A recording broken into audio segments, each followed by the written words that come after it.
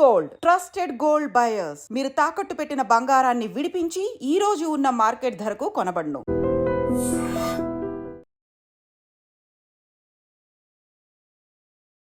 నమస్కారం, welcome to I dream ధర్మ మార్గం విత్ విజిత కార్యక్రమానికి స్వాగతం.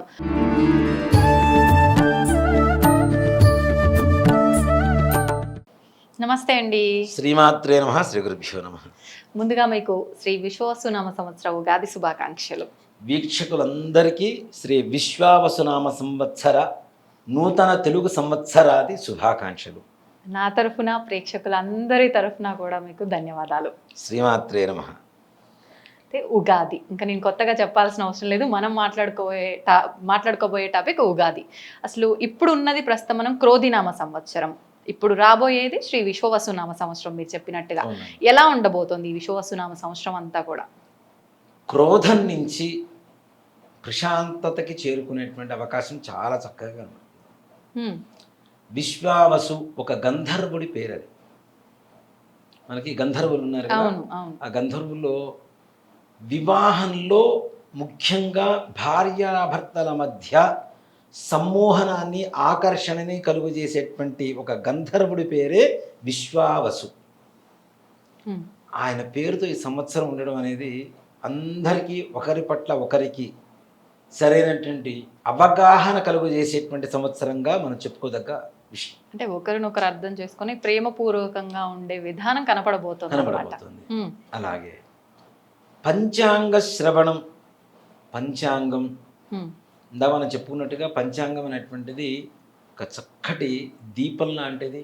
అవును, ఈ ప్రపంచంలో ఏ దేశంలో లేనటువంటి ఒక గొప్ప సంస్కృతి, విధానం, ధర్మం ఏదైనా ఉందంటే అది సనాతన హిందూ ధర్మం అనే చెప్తాను. అంతే. సైన్స్, ఇప్పుడున్నటువంటి సైన్స్ ఎన్నో కనిపెడుతుంది, కాదని చెప్పడం లేదు. అవును. రాబోయే సంవత్సరంలో ఏ గ్రహణాలు ఉన్నాయో చెప్పమనండి ముందుగా ఒకసారి. కానీ నా పంచాంగం చెప్తోంది, నా ధర్మం చెప్తోంది. అవునా? ఏ పంటలు కరెక్ట్గా మంచిగా పండబోతున్నాయో ఒక సైన్స్ని చెప్పమనండి, కానీ నా ధర్మం చెప్తోంది. సైన్స్కి తోడుగా ఎవరో ఒకరు ధర్మం గురించి తెలిసిన వాళ్ళు ఉండాల్సిందే తప్పనిసరిగా. అబ్దుల్ కలాం గారు లాంటి వాళ్ళే మన హిందూ ధర్మాన్ని నమ్మి వాళ్ళు పెట్టినటువంటి ప్రయోగాలకి పేర్లు మనవే పెట్టారు. అవును. ప్రతిదానికి శ్రీహరికోటలో ముహూర్తం పెట్టకుండా ఒక్క రాకెట్ ప్రయోగం కూడా ఇంతవరకు జరగలేదని చెప్పాలి. రాకెట్లు అంటే అన్ని ప్రయోగాలు అన్ని సైన్సేగా. అవునా? ముఖ్యంగా అబ్దుల్ కలాం గారు కులం మతం తీసి పక్కన పెడితే ఏదైతే ఏమైంది, కానీ ఆయన కూడా ముహూర్తం పెట్టించేవారు. నమ్ముతున్నారు. అథర్వణ వేదంలో ఉన్నటువంటి కొన్ని మంత్రాలను తీసుకొని వాటిని డీకోడ్ చేసి చేసినటువంటి ప్రయోగాలే ఆయన చేసినటువంటి ముఖ్యమైనటువంటి 5 ప్రయోగాలు. పృథ్వీ, జల్, ఆకాష్, అగ్ని ఇట్లాంటి పేర్లు ఏవైతే పెట్టారో, వాయు అంటే పంచభూతాల పేర్లు పెట్టారు. ఇవన్నీ కూడాను అథర్వణ వేదంలో ఉన్నటువంటి మంత్రాలని డీకోడ్ చేసుకుంటూ, అథర్వణ వేదం అంటే అన్ని ప్రయోగాలేనన్న, అన్ని అస్త్ర ప్రయోగాలే. భారతంలో జరిగినటువంటి యుద్ధంలో జరిగినటువంటి అన్వాయుధ ప్రయోగాలు, రామాయణంలో జరిగినటువంటి అన్వాయుధ ప్రయోగాలు, పూర్వకాలంలో ఇప్పుడు మన సినిమాలో చూస్తూ ఉంటాం. బాణం వేస్తూ ఉంటే ఒక గాలి పోతూ ఉంటుంది, లేదా ఒక అగ్ని వస్తూ ఉంటుంది, ఒక జలం వస్తూ ఉంటుంది కదా. అంటే ఒక బాణం వెళ్ళగానే అది కొద్ది దూరం వెళ్ళగానే ఏదో ఒక రకంగా మారిపోతుంది, ఇంకా మల్టిపుల్ అయిపోయి అక్కడి నుంచి ఇంకా శక్తిని పుంజుకొని ఇవన్నీ వస్తూ ఉంటాయి కదా. ఇవన్నీ కూడా సినిమాలు తీసేవాళ్ళు కూడా మన సైన్స్ మన శాస్త్రాన్ని నమ్మకం తీసిన వాళ్ళే. అంతే. చూపించడానికి సైన్స్ మనకు వచ్చింది, కానీ అసలు చూపించింది మన శాస్త్రాన్ని, మన వేదాన్నే చూపించారని చెప్తా. అంత గొప్పది పంచాంగం అంటే. రాజకీయ నాయకుల భవిష్యత్తు ఎలా ఉండబోతుంది, ఎక్కడ యుద్ధాలు జరగబోతున్నాయి, ఎక్కడ వర్షాలు ఎక్కువ పడబోతున్నాయి, ఎక్కడ భూకంపాలు రాబోతున్నాయి, ఎక్కడ జల ప్రళయాలు రాబోతున్నాయి, ఎలాంటి పంటలు పండబోతున్నాయి, ఎలాంటి పండ్లు పండుతాయి, ఎలాంటి వర్షాలు ఉంటాయి, ఎలాంటి ఎండలు ఉంటాయి, ఎంత చలి ఉంటుంది, ఇవన్నీ కూడాను ఎన్నో రోజులు ముందుగా ఒక గణితం వేసుకొని ఖగోళ శాస్త్రాన్ని కనుక్కొని ఇవి జరగబోతున్నాయని చెప్పగలిగినటువంటి ఏకైక గొప్ప ధర్మం ప్రపంచంలో ఏదన్నా ఉంది అంటే అది ఒక హిందూ ధర్మం తప్పితే మరొకటి లేదు కాక లేదని చెప్తా. వాస్తవం. ఇంక ఏ సైన్స్ చెప్పలేదంతే.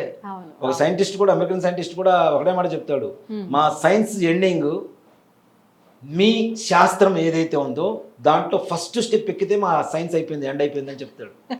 లేదు, అక్కడికి లేదు. మీ తొలి మెట్టు మా చివరి మెట్టు, ఆ, ఇంకా ఆ పైన చూడాలంటే మా వల్ల కావడం లేదు, మీ మెట్లు చాలా ఉన్నాయి, మేము ఎక్కలేకపోతున్నాం అని చెప్పి ఒక అంతం అమెరికన్ అనేది సైంటిస్ట్ లేదు. చెప్పాడు. మన ధర్మానికి అంతం అనేది అంతం లేదు. అనేది లేదు, అంత గొప్ప శాస్త్రం మన ధర్మం. అంతే. అలాంటివి పంచాంగం ఏదైతే మనం మొట్టమొదటిసారిగా చూసుకుంటామో అదే యుగ ఆది నక్షత్రాల వరుస అని చెప్పుకోవచ్చు. ఉమ్, ఏ ఇంగ్లీష్ క్యాలెండర్లో అయినా ఈ సంవత్సరం డిసెంబర్ 31వ తారీఖు ఈ వారం వచ్చిందంటే వచ్చే సంవత్సరం అదే వారం వస్తుందా గ్యారంటీ చెప్పమనండి, చెప్పలేరు. అవును. కానీ మన ధర్మం అశ్వనీ నక్షత్రంతోనే, అంటే నక్షత్రాల్లో మొట్టమొదటి నక్షత్రం అశ్వనీ నక్షత్రంతో యుగాది ప్రారంభమవుతుంది, రేవతి నక్షత్రంతో సంవత్సరం చివరవుతుంది. ఒక శ్రీరామనామం వచ్చిందంటే పునర్వసు నక్షత్రం తప్పనిసరిగా వస్తుంది. ఉమ్, ఒక కృష్ణాష్టమి వచ్చిందంటే రోహిణి నక్షత్రం తప్పనిసరిగా వస్తుంది. అట్లా దసరా వచ్చిందంటే హస్త నక్షత్రంతో ప్రారంభం అవుతుంది, శ్రవణ నక్షత్రంతో అంత్యం అవుతుంది. ఆ, అంటే ప్రతి ఒక్కటి కూడాను ఒక గణిత శాస్త్రం నాన్న.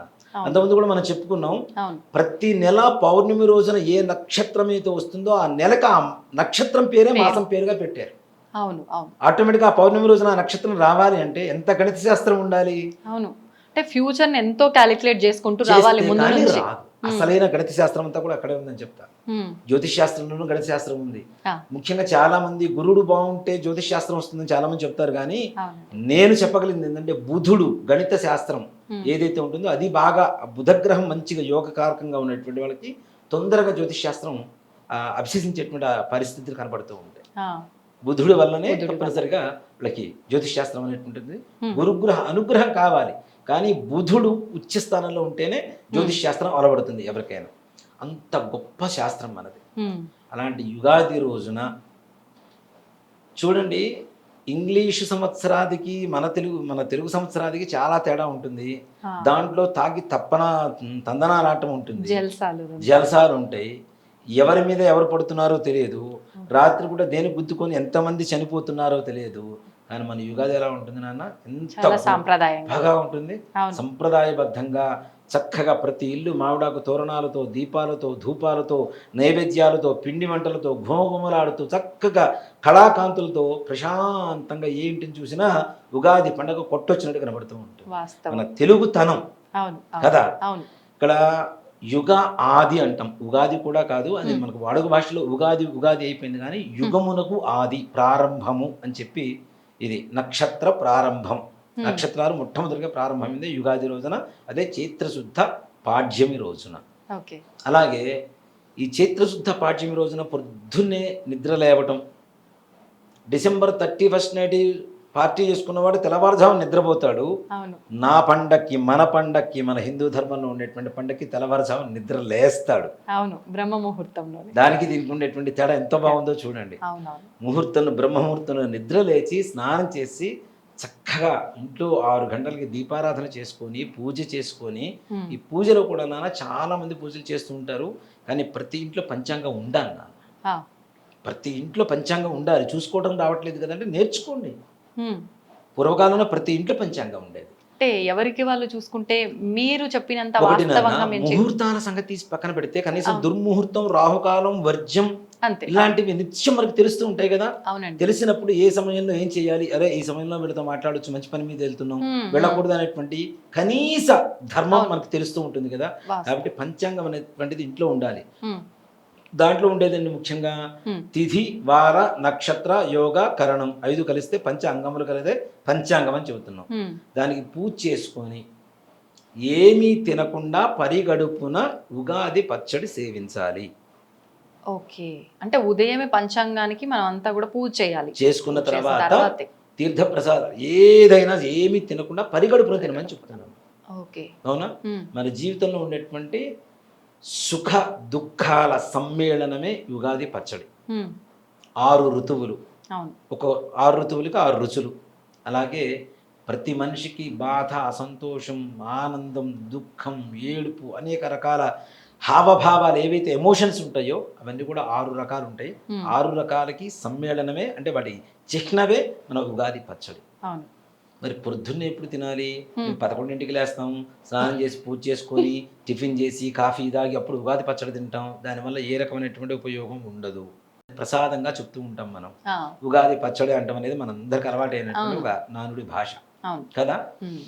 యుగాది పచ్చడి 6 రకాలు కలిసినప్పుడు ఎంటీ స్టమక్ మీద తీసుకుంటే డైజెషన్ సిస్టమ్ బాగుపడుతుంది. పులుపు, ఉప్పు, కారం, వగరు, తీపి, చేదు అన్నీ ఉంటున్నాయి కదా. అవును. దీనివల్ల సంవత్సరానికి సరిపడా ఏదైతే మన జీర్ణక్రియ ఉంటుందో దానికి కావలసినటువంటి శక్తిని పుంజుకుంటుంది ముఖ్యంగా. అంటే ఇటు శాస్త్ర ప్రకారంగా అదొక రీజన్ ఉంది, ఆరోగ్యపరంగా కూడా ఈ రెండింటిని జోడించి ఇచ్చిందే ఈ ప్రసాదం. ప్రతిదీ ఆరోగ్యమే నాన్న. మన హిందూ ధర్మంలో చెప్పేది ఏంటంటే ప్రతిదీ ఆరోగ్యమే, అంతకుమించి వేరే ఏం చెప్పాలా.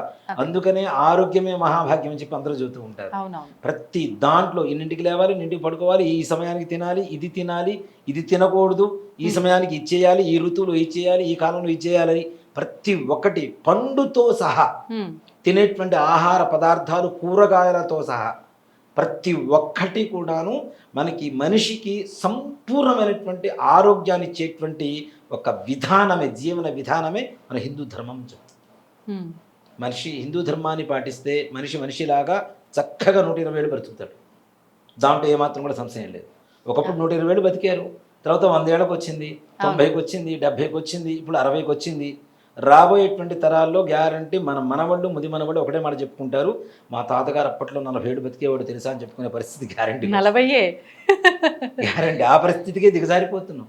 మనం తింటున్న ఫుడ్లో ఒరిజినల్ లేదు. అవును అవును. ఎక్కడ ప్యూరిటీ లేదు, తినే పండులో ప్యూరిటీ లేదు, ప్రకృతి సిద్ధంగా ఎక్కడ పండట్లేదు, అన్ని కృత్రిమంగా పండిస్తున్నటువంటి పంటలే. ఏ పప్పు తీసుకున్నా, కూరగాయలు తీసుకున్నా, పండ్లు తీసుకున్నా, ఆయిల్ తీసుకున్నా, ప్రతి దాంట్లో ఒక కల్తీ. దీంతో పాటుగా ఇక్కడ ముస్లిమ్స్ ఎవరైనా ఉన్నారు? సారీ. దాంతో పాటుగా మరికొంతమంది మన మీద సవాళ్ళు విసురుతూ మన దరిద్రాన్ని ఇంకాస్త దరిద్రంగా తయారు చేసేటువంటి విధానం. పండు కొంటారు నాన్న, గుడికి వెళ్ళేటప్పుడు పండు కొంటాం, తీసుకెళ్ళి నివేదన పెడతామా? అక్కడ పెడుతున్నది ఎవరికి? భగవంతుడికి. పెట్టగానే గుళ్ళో ఏం చేస్తాం? ప్రసాదం ఇచ్చిన తర్వాత చక్కగా అరటి పండో ఏదో పండో కొబ్బరి చిప్పు ఒలుచుకొని చక్కగా తినేసి గుళ్ళోంచి బయటకు వస్తాం. గుళ్ళో తింటే పవిత్రమైనటువంటి భావన కాబట్టి. అవునా? పండు మీద ఉమ్మేసినప్పుడు వాడికి క్యాన్సర్ ఉందో తెలియదు, ఎయిడ్స్ ఉందో తెలియదు, ఏముందో తెలియదు, వాడు ఉమ్మేసిన పండు తీసుకెళ్ళి దేవుడికి నైవేద్యం పెట్టి అదే ఒలుచుకొని మనం తింటే మనకు రోగాల పుట్ట మన బాడీ అవుతుందా అవ్వదా? ఇంటికి ఎవడు ఉమ్మేస్తున్నాడు? కొన్ని కులాల వాళ్ళు సవాల్ చేశారు నన్ను మన మధ్య, మేము ఉమ్మేసి మా ఉమ్మే అమ్ముతాం, మా ఎంగిలే అమ్ముతాం, కొంటే కొనండి లేకపోతే లేదు, ఏం చేస్తారో చేయండి.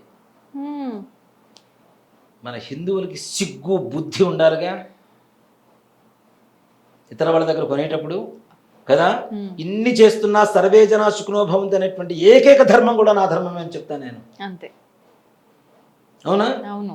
అసలు హిందువుల పట్ల ఎన్ని రకాల కుట్రలు జరుగుతున్నాయి, అన్ని రకాల కుట్రలు అన్ని జరగాల్సిన గత కొన్ని సంవత్సరాల క్రితం జరిగినటువంటి ప్రభుత్వాలు అన్నీ జరిగిపోయింది. అవును అవును.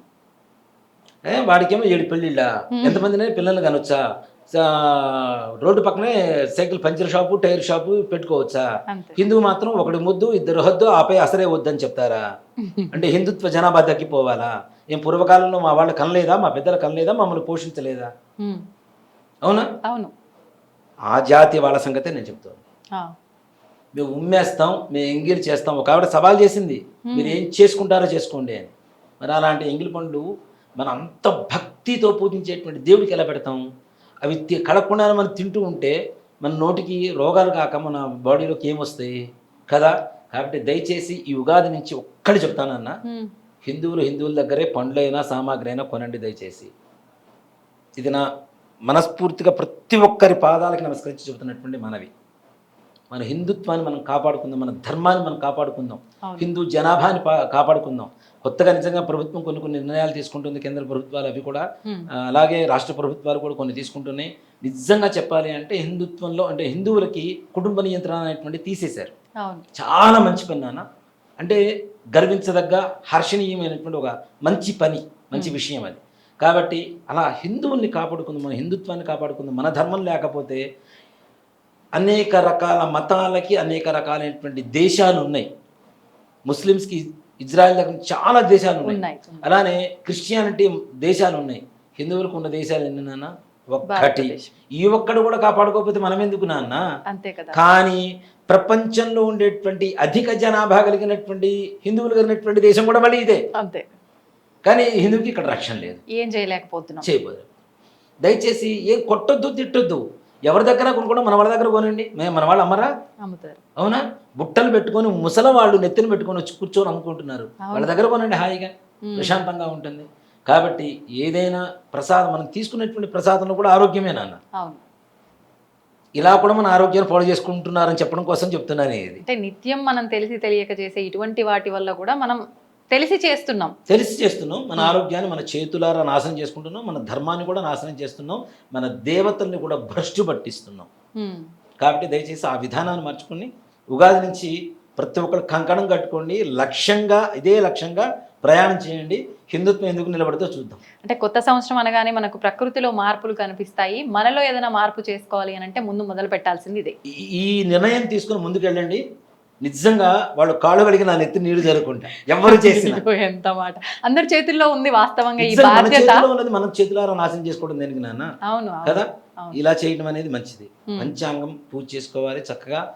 ఈ వేపపూత ప్రసాదం ఏదైతే ఉంటుందో చక్కగా పరిగణన ఏమీ తినకుండా తినండి, దానివల్ల ఆరోగ్యం కలుగుతుంది.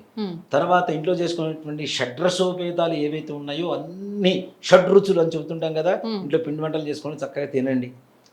సాయంకాల సమయంలో దేవాలయాలలో పంచాంగ శ్రవణం జరుగుతుంది నాన్న. ప్రతి దేవాలయంలో జరుగుతుంది. మనం చాలాసార్లు చూస్తూ ఉంటాం. పంచాంగ శ్రవణం అనేటువంటిది ఒక్క మన రాశికి ఉండేటువంటి ఆదాయ వ్యయాల గురించో రాజ్యపూజ్య అవమానాల గురించో కాదు, యావత్ ప్రపంచంలో జరగబోయేటువంటి వింతలు విశేషాలు ప్రమాదాలు హెచ్చరికలు, అలాగే మన దేశాన్ని మనం ప్రేమిస్తాం కాబట్టి మన దేశంలో జరిగేటువంటి మార్పులు చేర్పులు ఏవైతే ఉన్నాయో, అలాగే ఏ పంట వేసుకుంటే రైతులకి మంచి పంటలు పండుతాయని చెప్పి శాస్త్రం చెబుతుందో అవి వేసుకొని బాగుపడండిరా అని చెప్పి, ఎండలు ఎక్కువగా ఉంటే బయటికి తిరగండిరా అని చెప్పి, వర్షాలు పడుతున్నాయి కాబట్టి జాగ్రత్తగా ఉండండిరా అని చెప్పి, చలి ఎక్కువగా ఉంటుంది కాబట్టి రక్షణ తీసుకుంటారా అని చెప్పి ప్రతి ఒక్క దానికి ముందుగా వార్నింగ్ హెచ్చరిక ఇస్తుంది మన పంచాంగం. అలాంటి పంచాంగ శ్రవణం వినడం ద్వారా, శ్రవణము అంటేనే వినటం, పంచాంగం శ్రవణం చేయడం ద్వారా ముఖ్యంగా శ్రీకళ్యాణ గుణావహం రిపుహరం దుస్వప్న దోషాపహం గంగా స్నాన విశేష పుణ్యఫలదం గోదాన దుర్యంతృణాం ఆయుర్వృద్ధితముత్తమం శుభకరం పంచాంగమకర్ణతాం. పంచాంగ శ్రవణం చేస్తే శ్రీకళ్యాణ గుణావహం రిపుహరం, సాక్షాత్ శ్రీ మహాలక్ష్మి లక్ష్మీనారాయణ కళ్యాణం చేసినా చూసినా ఎంత పుణ్యం వస్తుందో పంచాంగ శ్రవణం వినడం ద్వారా అంత పుణ్యం వస్తుందంటాడు. శ్రీ కళ్యాణ గుణావహం రిపుహరం దుస్వప్న దోషాపహం.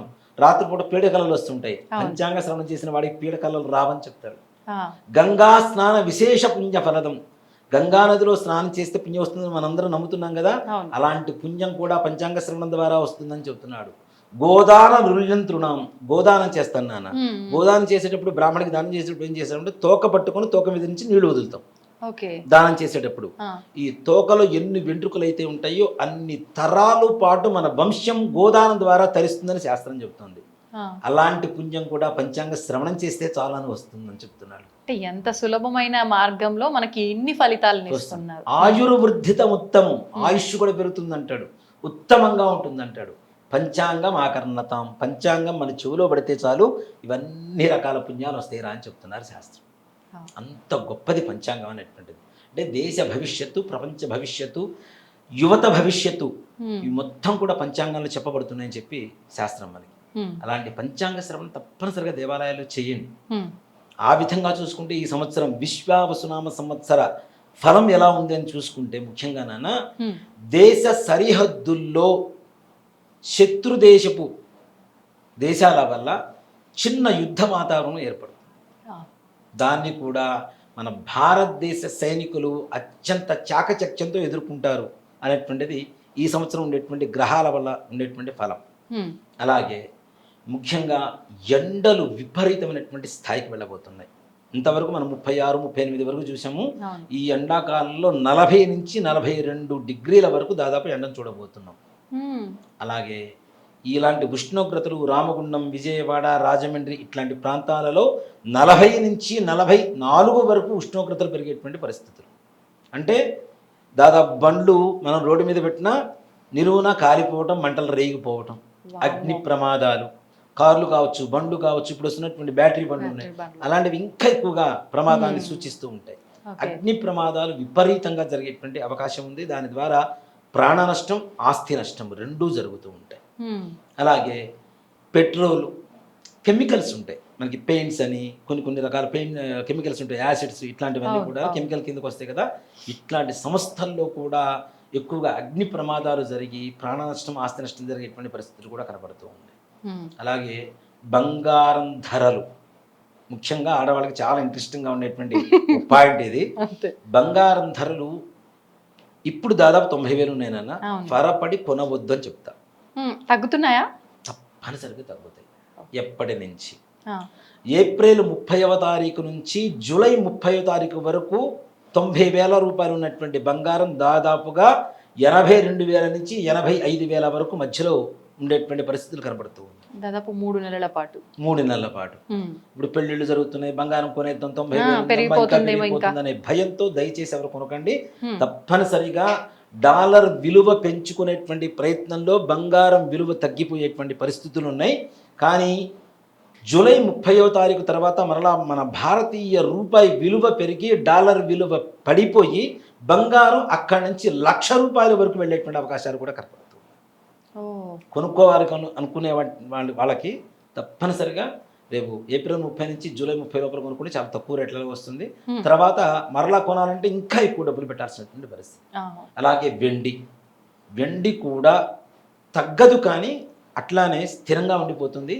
కానీ రాను రాను ఇప్పటికీ 1,05,000 రూపాయల వరకు దాదాపు ఉంది, 1,30,000 రూపాయల వరకు వెళ్ళిపోయేటువంటి పరిస్థితులు కూడా కనబడుతున్నాయి. దాదాపు 20-30 వేలు వ్యత్యాసం వెండి ఓ మాట చెప్పాలి.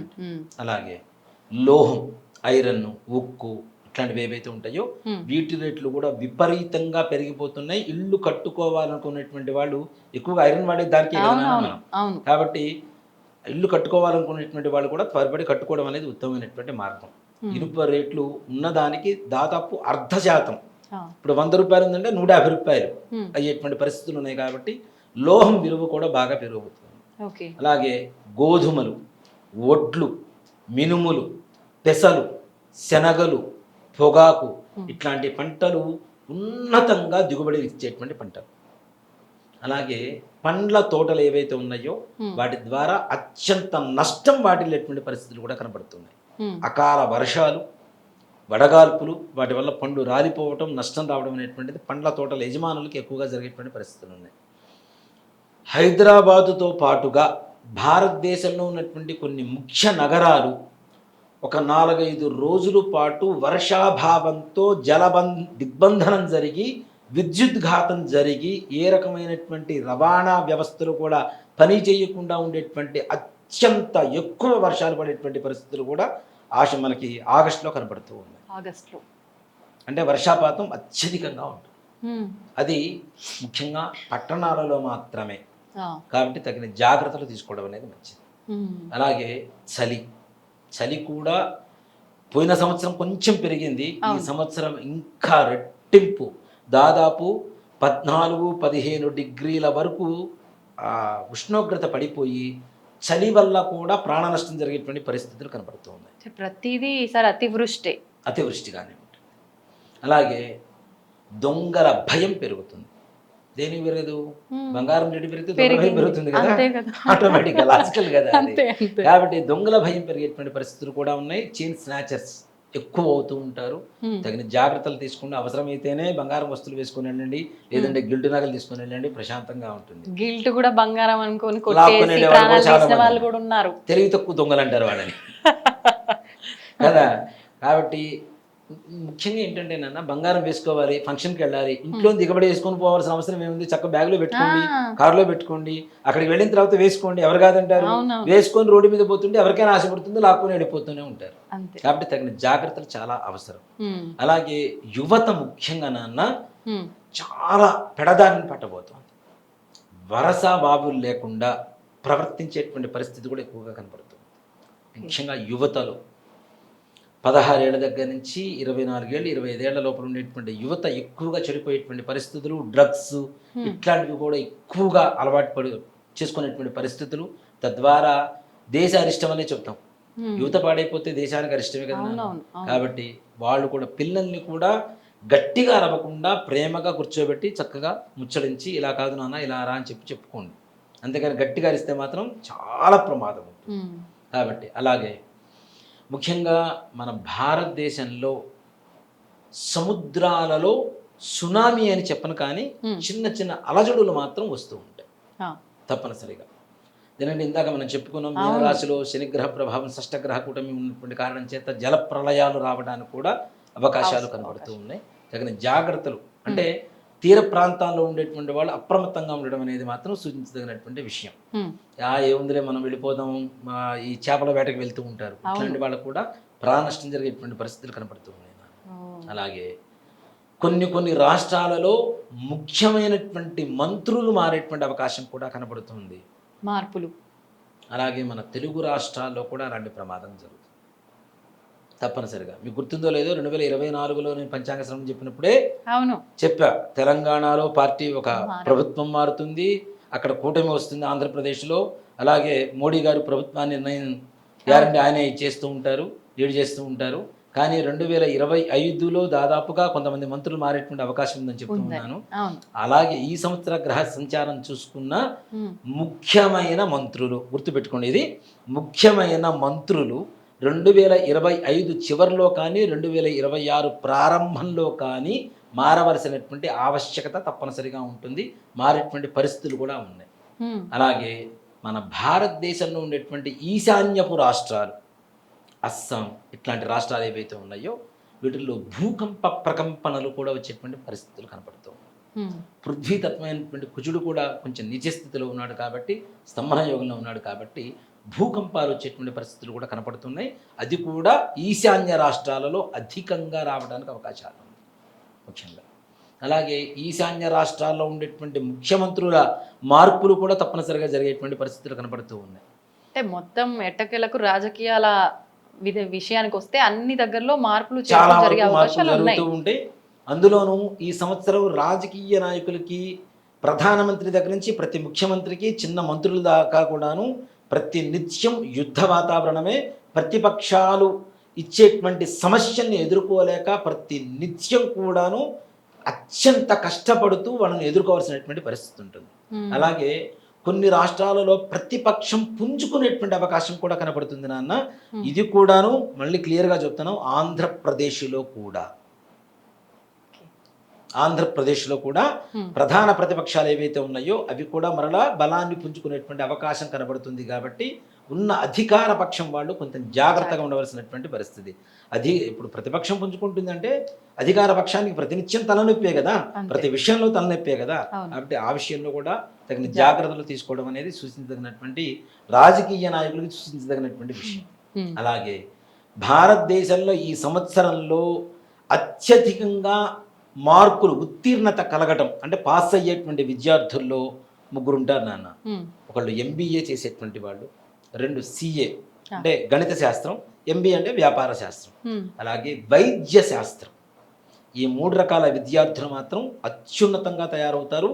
ఎక్కువ మంది వైద్యులు కూడా మరలా మన జనంలోకి రావడం అనేటువంటిది జరుగుతూ ఉంటుంది, డిగ్రీ పట్టాలు పుచ్చుకొని. అలాగే సినీ పరిశ్రమ వాళ్ళకు కూడా ఈ సంవత్సరం ఇంకొక అడుగు ముందుకు వెళ్ళబోతోంది మన తెలుగు పరిశ్రమ. ముఖ్యంగా మన భారతదేశీయ సినీ పరిశ్రమ ఇంకా అత్యున్నతంగా ప్రపంచవ్యాప్తంగా మన వైపు తలెత్తుకొని చూసేటువంటి పరిస్థితి తప్పనిసరిగా సినీ రంగం వాళ్ళకి, మీడియా రంగం వాళ్ళకి ప్రమోషన్స్, అవార్డులు ఇలాంటివన్నీ కూడా మంచి లాభాలు తెచ్చిపెట్టేటువంటి బాటలో నడిచేటువంటి పరిస్థితి కూడా కనపడుతుంది. కళాకారులు కావచ్చు, వీళ్ళందరికీ కూడా చాలా విశేషమైనటువంటి యోగంగా చెప్పుకోవచ్చు.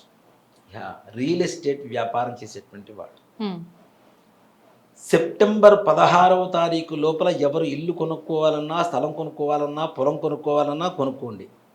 సెప్టెంబర్ 16వ తారీఖు దాటిందా ఇప్పుడున్న రేట్లకి 2 రెట్లు పెరుగుతాయి, రేట్లు పెరుగుతాయి. కొనడం అనేది అసాధ్యమవుతుంది. రాబోయేటువంటి రోజుల్లో మనం కూర్చోడానికి కూడా భూమి కొనుక్కోలేనంత స్థితికి భూమి ఎక్కువగా రేట్లు పెరిగేటువంటి పరిస్థితులు కూడా కనబడుతూ ఉన్నాయి. తద్వారా వాళ్ళు కూడా ఆర్థిక లాభమే కదా. చిన్న పెట్టుబడి పెట్టున్న వాళ్ళకి డబల్ రేట్స్ వస్తే ఎట్లా ఉంటుంది? ఎన్ని వడ్డీలు కట్టినా కూడా దానికంటే ఎక్కువ సంపాదిస్తున్నట్టే. అవును. కాబట్టి రియల్ ఎస్టేట్ రంగం వాళ్ళ కూడా చాలా ఉన్నతంగా ఉంటుంది ఈ సంవత్సరం. ఉమ్. రైతులకి చాలా చాలా బాగుంటుంది నాన్న. ఆ, నిజంగా వాళ్ళు బాగుండాలని ఎప్పుడు కోరుకుంటారు. ఎందుకంటే వాళ్ళు అంతే. బాగుంటేనే మనం బాగుంటాం. అంతే మనం కదా. ₹1,00,00,000 సంపాదించినా ఏం తినలేము. కేజీ బంగారం కొనుక్కున్నా తినలేము, 10 అంతే. కేజీలు వెండి కొనుక్కున్నా తినలేము. అంతే. తినేది 4 మెతుకులు. ఆ మెతుకులు పండించే రైతు కడుపు నిండా తినాలి, మనసు నిండా నవ్వాలి అనేది మాత్రం తప్పనిసరిగా ప్రతి ఒక్కళ్ళం కోరుకోవాల్సింది. అవును. అన్నదాత, మనం అన్నం పెడితే మనం అవుతాం అన్నదాతనం కాదు. అసలు భారతదేశం మొత్తానికి అన్నదాత ఎవరు అంటే రైతే. రైతే. రైతు బాగుంటుంది. అందుకనే జై జవాన్ జై కిసాన్ ఈ అవును. రెండు ఎప్పటికి ఎవరు మరవకూడదు ఉమ్. కదా. అవును. అవును. రైతుని మరవకూడదు. రైతు మనకు ఆకలి తీరుస్తున్నాడు. Hmm. మన కంటి నిండా మనం ప్రశాంతంగా ఏసీలు వేసుకొని ఫ్యాన్లు వేసుకొని చక్కడ చల్లటి గాలిలో నిద్రపోతున్నామంటే కేవలం బార్డర్లో ఉండేటువంటి సైనికుడు చలిలో వణుకుతున్నాడు కాబట్టి. వాస్తవం. మనం ఇంత చల్లటి గాలి పీల్చుకొని నిద్రపోతున్నామంటే సైనికుడు చల్లటి గాలిలో కూరుకుపోతూ ఉంటాడు కొన్ని చోట్ల. అయినా సరే కాపలా కాస్తూ ఉంటాడు కదా ఉమ్. వాళ్ళ కోసం. కాబట్టి వాళ్ళు కూడా బాగుంటారు తప్పనిసరిగా. ఉమ్. యుద్ధ వాతావరణంలో కూడా మనదే జయం అవుతుంది. ఎటువంటి పరిస్థితుల్లో కూడా భారతదేశాన్ని మంచి పైచేయి ఉంటుంది. ఉమ్. కాబట్టి భారతదేశమే కాకుండా యావత్ ప్రపంచం అంతా కూడా ప్రశాంతంగా ఉండాలి. ఆ. అలాగే ముఖ్యంగా మనకి ఈ సంవత్సరంలో చంద్రగ్రహణాలు 2, సూర్యగ్రహణాలు 2 వచ్చినాయి. 4 గ్రహణాలు వచ్చినాయి నాన్న. ఆ. ఒకే నెలలో 2 గ్రహణాలు, చంద్రగ్రహణం సూర్యగ్రహణం భాద్రపద మాసంలో. ఆహా. అలాగే ఈ 4 గ్రహణాల్లో కూడాను 2 గ్రహణాలు మాత్రమే మనకు కనపడతాయి. 2 చంద్రగ్రహణాలే కనపడతాయి, సూర్యగ్రహణాలు కనపడవు. ఆహా. మనకు కనబడనటువంటి గ్రహణాల కోసం మళ్ళీ గ్రహణం వచ్చింది ఈ సమయంలో ఈ రాశి వాళ్ళకి ఏమవుతుందో అనేటువంటి తమ్ముడు లైన్స్ లేకుండా ముందుగానే చెబుతున్నాను. మనకు కనబడనటువంటి గ్రహణాలకి ఏ రకమైనటువంటి దోషాలు కానీ నియమాలు కానీ ఉండవు. ఉమ్. కనబడేటువంటి గ్రహణాలు 2 చంద్రగ్రహణాలే కనబడితే వాటికి మాత్రమే ఆయా నక్షత్రాలు ఆయా రాసుల వాళ్ళు తప్పనిసరిగా శాంతులు చేయించుకుంటూ ప్రశాంతంగా ఉండడం అనేటువంటిది మంచిది. ఓకే. అలాగే మౌఢ్యమి అంటాం, ఉమ్. ఉమ్. మూఢం అంటుంటాం కదా, అవును. దాన్ని సంస్కృత భాషలో మౌఢ్యమి అంటాం. ఉమ్. మౌఢ్యమి, చిన్న మౌఢ్యమి ఒకటి వచ్చింది. ఆ. అది ఒక పెద్ద సమస్య లేదు, ఒక 11 రోజుల పాటే ఉంటుంది. ఏ టైంలో అండి? ఏ అది సమయం? దాదాపు జూలైలో వచ్చింది నాన్న. జూలైలో వచ్చింది. ఉమ్. అది పెద్ద ఆషాఢ మాసంలో వెళ్ళిపోతుంది. అది పెద్ద సమస్య కూడా కాదు. ఆహా. కానీ కార్తీక మాసం నుంచి ప్రారంభమై మాఘ బహుళ అమావాస్య వరకు 3 నెలల పాటు మోక్షం వచ్చింది. 3 నెలలలో ఎటువంటి ముహూర్తాలు ఉండవు, ఉమ్. వివాహాలు ఉండవు, శుభకార్యాలు ఉండవు, అట్లానే గృహప్రవేశాలు ఉండవు, ఏమీ ఉండవు. అంటే సుమారుగా ఇంగ్లీష్ నెలల ప్రకారం అయితే నవంబర్, డిసెంబర్, జనవరి ఎండింగ్ దాదాపు వరకు. ఓకే. దాదాపు 3 నెలల పాటు మాత్రం శుభముహూర్తాలు ఉండవు. ఆ. శుభముహూర్తాలు ఉండవు అంటే కొంతమంది అడుగుతుంటారు, శ్రీమంతం చేసుకోవచ్చా? శ్రీమంతాన్ని ఆపడానికి లేదు. గర్భంతో ఉండేటువంటి స్త్రీని ఎట్లా ఆపుతాం? అవునవును కదా. అన్నప్రాసన, ఆ. పిల్లవాడికి అన్నం పెట్టకుండా ఎన్ని రోజులు ఉంటాం? అంతే. 3 వచ్చిందని అవును. తప్పనిసరిగా అన్నప్రాసన చేసుకోవచ్చు. ఉమ్. అలాగే వ్యాపారం, కొత్త వ్యాపారమైనా పాత వ్యాపారాన్ని పునఃప్రారంభమైన వ్యాపారం చేసుకోవచ్చు నాన్న. వ్యాపారం చేయకపోతే మనకి తినడానికి జీవనభృతి ఎక్కడ దొరుకుతుంది? అవును. కాబట్టి వ్యాపారం చేసుకోవచ్చు. అలాగే నామకరణలు చేసుకోవచ్చు.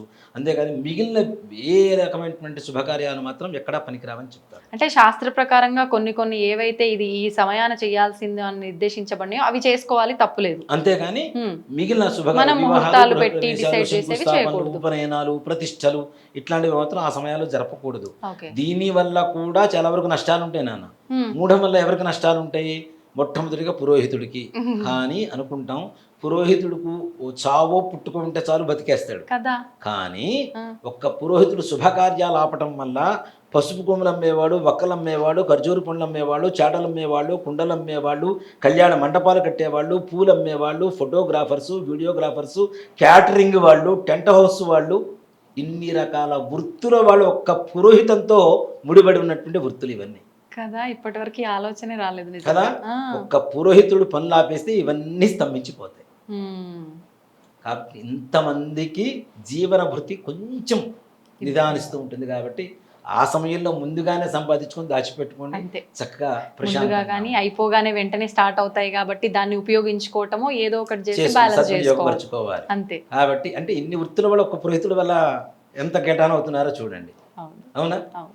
దీన్ని చాలా మంది ఒప్పుకోరు. మీరు లేకపోతే అమ్ముకోమా అంటే పసుపు ఎందుకు అమ్ముకుంటావు? ఆ. కూరలో ఎంత వేసుకుంటారు అంత అంతే వేసుకుంటారు. అంతే కదా. అవునా? అవును. వక్కలు ఏం చేసుకుంటారు? ఎవ్వరు తినేవాళ్ళు లేరు. లేరు. అవునా?